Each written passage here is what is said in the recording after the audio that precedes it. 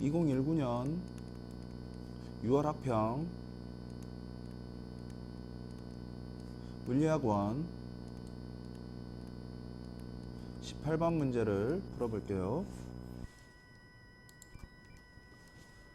자, 그러면 점 P에 가만히 놓은 정지 상태로부터 출발한 물체가 궤도를 따라서 운동해서 점 Q에서, 여기 있네요. 맨 끝점. 점 Q에서 정지한 모습을 나타낸 거고요. 그리고 길이가 각각 L, EL인 수평 구간, 여기 있죠. 구간 A, 구간 B라고 주어져 있네요. 거기에서는 물체의 같은 크기의 일정한 힘이 운동 방향의 반대 방향으로 작용한다. 역학적 에너지가 줄어든다는 얘기죠. 마찰력이 해준 일만큼. 근데 같은 크기의 힘이 작용했고요. 그리고 P와 A의 높이차는 H1 여기죠. 그 다음에 A와 B의 높이차 여기죠. 얘는 H2라고 되어 있네요. 그리고 물체가 B를 지나는데 걸리는 시간은 A를 지나는데 걸리는 시간의 2배라고 주어져 있어요. 이때 이 높이 B, H1 대 H2를 구하라는 문제인데요. 보통 힘을 받는 운동에서 시간이 주어져 있으면 충격량, 즉 운동량의 변화량을 이용하는 문제들이 많아요. 근데 얘는 어차피 같은 크기의 힘을 받았고 등가속도 운동, 구간 A와 구간 B에서는 등가속도 운동을 하니까 가속도와 그 다음에 시간, 그 다음에 거리 주어져 있으면 평균 속력을 이용해서 한번 풀어볼게요. 자, 일단 구간 A 들어가기 전에는 역학적 에너지 보존된다라는 거, 그리고 구간 A에서 역학적 에너지가 감소했고요. 다시 구간 A를 지난 이후부터 구간 B를 들어가기 전까지는 또 역학적 에너지 보존된다라는 거, 그리고 구간 B를 지나면서 역학적 에너지가 줄어들어서 나중엔 사라졌다. 여기까지 이해되죠? 자, 역학적 에너지가 보존되는 구간 잘 기억해야 되고요. 그 다음에 역학적 에너지가 줄어드는 구간, 당연히 마찰력이 작용하는 구간이겠죠. 이때 이제 구간 A를 들어가는 순간부터 구간 A를 나오는 순간까지 속력은 점점 줄어드는데, 그때 우리가 속력을 모르기 때문에 어쩔 수 없이 미지수를 설정할게요. 이 시점에서 V1, 이 시점 V2. 그리고 이제 구간 B를 들어가기 직전 V3이라고 할게요. 그리고 이때는 당연히 0이죠. 없었으니까. 자, 아까 선생님이 얘기했던 것처럼 같은 크기의 힘을 받았기 때문에, 어차피 질량은 똑같은 물체니까요. 같은 크기의 힘을 받았기 때문에 가속도 같다라는 거 이용할 거거든요. 가속도는 우리가 이미 알다시피 T분의 나중속도 빼기 처음 속도고요. 지금 구간 A와 구간 B에서 가속도 같은데 일단 시간이 다르죠. 지금 이것도 정해놓고 갈게요. 구간 A에서 걸리는 시간하고 구간 B에서 걸리는 시간은 B가 A의 2배니까 여기에 1초라는 시간이 걸렸으면 여기는 2초라는 시간이 걸렸습니다. 여기까지 이해되나요? 자, 그래서 시간 B 자체가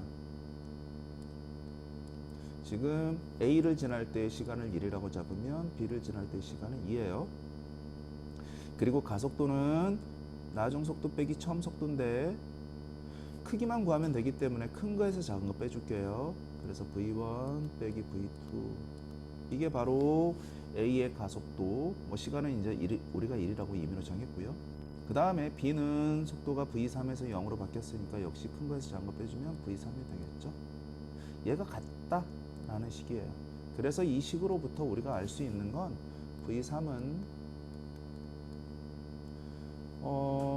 2에 V1과 V2를 빼준 값을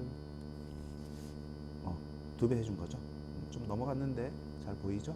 자, 이렇게 일단 식 하나를 만들어냈고요. 그 다음에 아까 선생님이 얘기했던 평균 속력도 활용할게요. 평균 속력 보통 우리가 V바라고 표현하는데 A와 B의 평균 속력은 일단은 굳이 쓸 필요는 없는데요. 총 시간분의 총 거리인데 1초 동안의 L, 2초 동안의 EL이니까 시간도 1대2, 거리도 1대2면 같다죠. 평균 속력은 우리가 같다라는 걸 알 수 있어요. 그럼 등가속도 운동에서의 평균 속력은 바로 처음 속력과 나중 속력의 말 그대로 평균이죠. 그래서 A 구간에서의 평균 속력은 V1 플러스 V2를 2로 나눈 거고요. 그 다음에 구간 B에서의 평균 속력은 V3 플러스 0을 2로 나눈 거죠. V3. 뭐 2로 나눈 거 뭐 굳이 쓸 필요 없죠. 얘들이 같다. 이렇게 두 가지 식이 만들어지죠. 여기까지 이해되나요?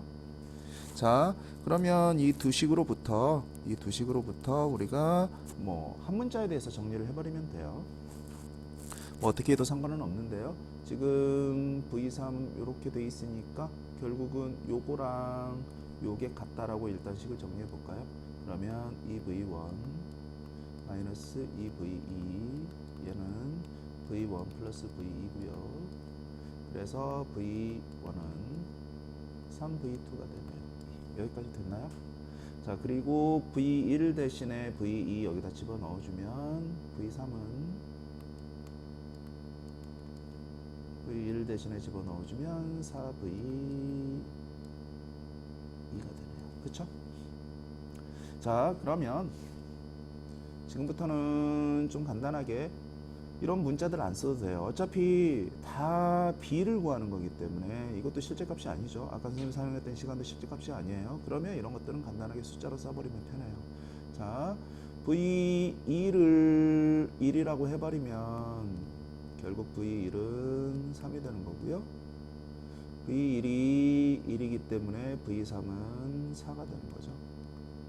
자, 그러면 처음에 얘 속력이 3이었을 때 마찰 구간 1을 지나면 속력은 1로 바뀌고요. 그리고 이제 밑으로 내려오면서 다시 빨라지는데 다시 마찰 구간 B를 들어가기 직전에 4로 바뀝니다. 여기까지 이해되죠? 자, 그러면 이제 지금부터는 역학적 에너지 보존 법칙을 이용해야 돼요. 자, 어떻게 간단하게 우리가 정리할 수 있냐면요. 자, A 같은 경우에는 지금 A 구간 여기를 기준으로 잡으면 지금 이 물체의 중력 포텐셜 에너지는 A 구간에선 즉 이 수평면에서는 0이죠. 그러면 이 구간에서 A 구간 들어가기 직전에는 운동 에너지가 뭐 질량은 어차피 똑같고 2분의 1 곱해주는 거 똑같기 때문에 그냥 속력의 제곱이 운동 에너지라고 취급을 해요. 그럼 이때 운동 에너지는 9가 되죠. 마찰 구간 A를 지난 이후에는 뭐 질량 변하지 않고 그러니까 역시 속력의 제곱 1이라고 보면 돼요. 그리고 여기서의 운동 에너지는 또 속력의 제곱인 16이라고 보면 돼요. 여기까지는 됐나요? 지금 선생님이 지금 보라색으로 표현해 놓은 거는 각 지점에서의 운동 에너지를 간단하게 B로 표시한 거예요. 자, 처음에 얘기했던 것처럼 이제 중력 포텐셜 에너지를 우리가 생각해 보면 A 같은 구간 A를 기준면으로 했을 때 중력 포텐셜 에너지는 0이고요. 어차피 이 구간에서는 A를 들어가기 직전인 이 빗면에서는 역학적 에너지 보존되기 때문에 이 지점에서 중력 포텐셜 에너지도 9라는 걸 알 수가 있죠. 이해되죠? 여기를 기준으로 잡은 거예요. 그래서 이 높이 차이에 해당하는 중력 포텐셜 에너지가 9입니다. 그 얘기예요. H1 높이에 해당하는 중력 포텐셜 에너지. 됐나요? H1 높이에 해당하는 중력 포텐셜 에너지는 9만큼 차이가 납니다. 여기를 기준으로 했을 때 됐고요. 다음에 마찰 구간 A를 지난 이후부터 마찰 구간 B를 들어가기 직전까지는 역학적 에너지가 보존돼야 되죠. 이게 무슨 말이냐? 이제 여기를 기준점으로 중력 포텐셜 에너지 기준점을 잡으면 당연히 여기의 중력 포텐셜 에너지는 0인데 이 높이에서 중력 포텐셜 에너지는 얼마가 돼야 되느냐? 역학적 에너지가 이 구간에서는 보존되기 때문에 15라는 걸 알 수가 있죠. 그래야 이 둘의 합이 16이 되는 거니까요. 여기까지 되나요? 자, 이제 맨 바닥면을 기준으로 했을 때 구간 A가 있는 높이의 중력 포텐셜 에너지가 15다. 그 말이 바로 H2 높이에 해당하는 중력 포텐셜 에너지가 15라는 걸 알 수가 있죠. 자, 다시 한번 표시를 하면 이 차이에 해당하는 중력 포텐셜 에너지 차이는 9고 이 구간에 해당하는 이 높이에 해당하는 중력 포텐셜 에너지 차이는 15입니다 라는 걸 이렇게 간단하게 우리가 숫자로 비교할 수 있어요. 여기까지 됐나요? 중력 포텐셜에는 mgh고 어차피 같은 물체 질량 같고 중력 가속도 g도 상수이기 때문에 결국 높이 b가 중력 포텐셜 에너지 차이 b죠. 요거 구하는 얘기죠. 그러면 결국은 요거의 b는 뭐 3으로 약분하면 되나요? 그쵸? 5분의 3이 되겠죠. 이렇게 간단하게 정리가 가능하겠습니다. 그래서 정답은